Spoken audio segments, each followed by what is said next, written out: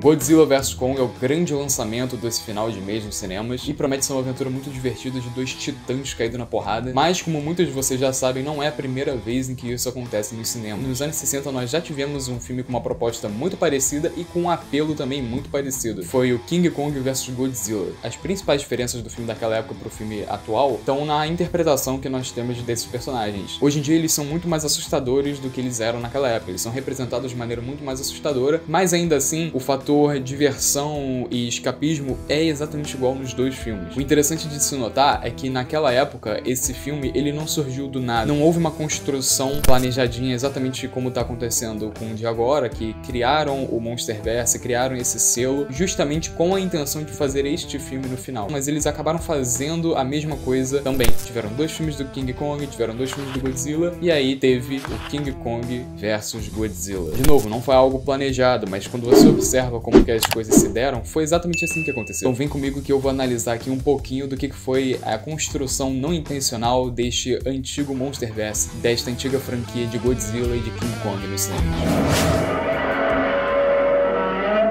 Godzilla é sobre o medo das bombas nucleares. Todo o drama e o pavor do primeiro filme são, na verdade, o mesmo drama dos ataques que o Japão sofreu em 1945. Por isso, os humanos são tão importantes na história do filme. A alegoria com as bombas é muito forte. As cenas de hospitais lotados, com várias pessoas espalhadas pelo chão, parecem até cenas documentais. É o retrato de uma situação real que o Japão passou, mas sobre uma roupagem de filme de monstro. O filme original do Godzilla é um filme trágico, porque a gente entende que o despertar dele é culpa direta da ação humana, e que ele não passa de um animal que teve seu habitat natural destruído. Ainda assim, ele é um animal extremamente poderoso e a gente consegue, ao mesmo tempo que tem pena dele, sentir o medo que as pessoas sentem com o caos e com toda a destruição que ele causa passando por todos os lugares. E, principalmente, não só a história do Godzilla é trágica, mas a história do cientista que tem que se sacrificar para poder derrotar o monstro. O exército japonês está tentando de tudo para conseguir destruir o Godzilla, só que percebem que ele é imune a absolutamente tudo. E como sabem que ele se fortaleceu com radiação nuclear, eles entendem que ele também vai ser imune a qualquer tipo de arma nuclear. Só que esse cientista descobre uma tecnologia muito mais eficaz, muito mais letal do que uma bomba nuclear, que ele chama de Oxygen Destroyer. Só que ele tem um receio absurdo de usar a arma, porque depois que ela for usada contra o Godzilla, ela pode acabar se tornando uma arma de destruição em massa. Então o sacrifício dele tá em destruir toda a pesquisa que ele fez e que o levou a construir esse dispositivo. E aí ele morre junto com todo o conhecimento relacionado ao Oxygen Destroyer. No filme subsequente, o Godzilla Contra-Ataca, que foi lançado logo no ano seguinte, o fator trágico e dramático do filme já se perde. Apesar de haver a morte de um dos protagonistas bem no final do filme, o peso já não é o mesmo, porque não existe mais aquele sentimento de ter sido culpa dos humanos de novo. Aqui, Godzilla é tratado apenas como um monstrão, causando destruição por qualquer lugar que ele passe, que precisa ser parado com urgência.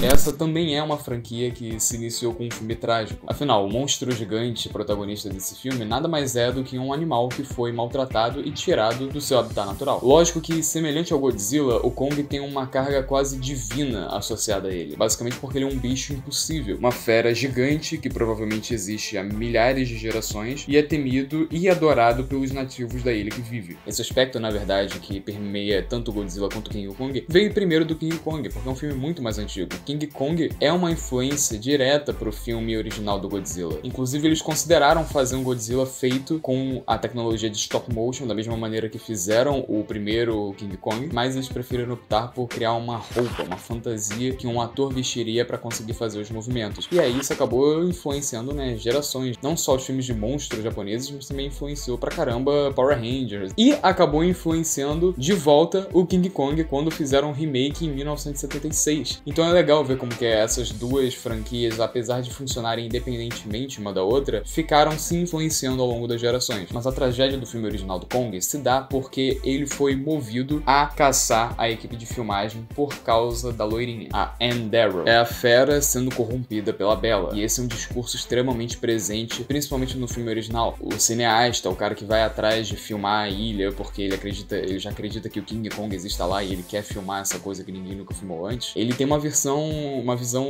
deturpada da história da Bela e da Fera. E ele enxerga que a Fera poderia ter sido o que ela quisesse ser, mas não conseguiu e se tornou só mais um homem normal, porque ele foi corrompido pela paixão que ele tinha pela Bela. A beleza dela corrompeu todo o poder que a Fera tinha. E esse é um subtexto que nem é tão nem é tão nas entrelinhas assim do filme original do King Kong. O monstro, ele perde tudo aquilo que ele tem porque ele se apaixona pela Ann Darrow. Ele deixa de ser um rei, ele deixa de dominar uma ilha inteira cheia de pessoas que servem e vivem por ele por causa de uma única mulher. O filme, ele toma cuidado de fazer parecer que a Ann Darrow tá o tempo inteiro em perigo. A gente não entende logo de início que ele se apaixonou. A gente entende que ele ficou obcecado por ela por algum motivo. No filme de 76, inclusive, no remake, que já é, né, mais moderno, eles até explicitamente falam que acreditavam que o Kong queria estuprar a Ann Darrow. Só que ao longo do filme você vai percebendo que não. Você vai percebendo que ele só tá protegendo ela o tempo todo. E a tragédia toda se dá por causa disso, porque ele morre tentando proteger ela. Um pouco dessa culpa e desse fator trágico é trazido à tona na sequência O Filho do Kong, que inclusive eles conseguiram ser ainda mais loucos que os japoneses e eles fizeram um filme no mesmo ano.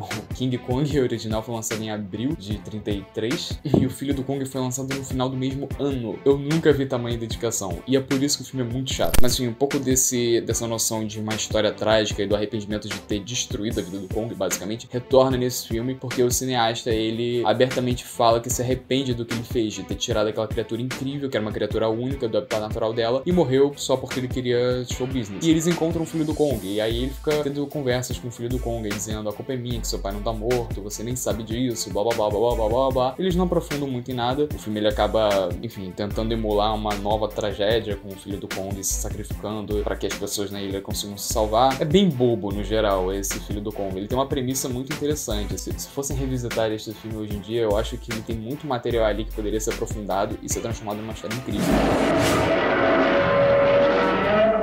Curiosamente, o terceiro filme de ambas as franquias é também o primeiro filme a trazer os dois monstrões em cores. Esse filme, ele funciona como uma continuação direta do Godzilla Contra-Ataca, por mostrar ele saindo da camada de gelo onde ele ficou congelado naquele filme, mas ignora completamente a história original do macacão. O que logicamente foi pra melhor, porque os filmes do King Kong já eram muito antigos e eles tinham deixado o personagem morto. Para que esse conflito de gigantes pudesse existir, era preciso que o Kong ainda estivesse vivinho, tranquilão na ilha dele, matando uns monstros aqui e ali ocasionalmente. Esse filme, ele já se assume totalmente como uma aventura de monstros e abre mão de toda a carga dramática dos filmes anteriores do Godzilla, que é ótimo, porque o filme, ele consegue ser bem leve e divertido, com personagens engraçados. Inclusive, é muito engraçado ver os personagens do filme fazendo apostas entre si sobre quem é mais forte, exatamente igual o que a gente vê hoje em dia com os fãs desses dois personagens, né? O filme tá aí chegando e todo mundo tá discutindo quem que tem mais chances de vencer o outro, é com poderzinho, é na força do soco. Então eu acho legal perceber que na época as pessoas já tinham essa mesma percepção desses dois personagens, de ser filmes divertidos, de aventura, de destruição, e as pessoas queriam mais ver era isso mesmo, igual hoje em dia, porrada. King Kong vs Godzilla não tenta traçar nenhum paralelo com algum conto de fadas famoso, nem tenta ser uma mensagem sobre o impacto do homem no meio ambiente. Com exceção da última fala do filme, é um filme tosquíssimo, de dois monstros gigantes se esbarrando e se porrando. A batalha que ele tem com um polvo, de verdade, é muito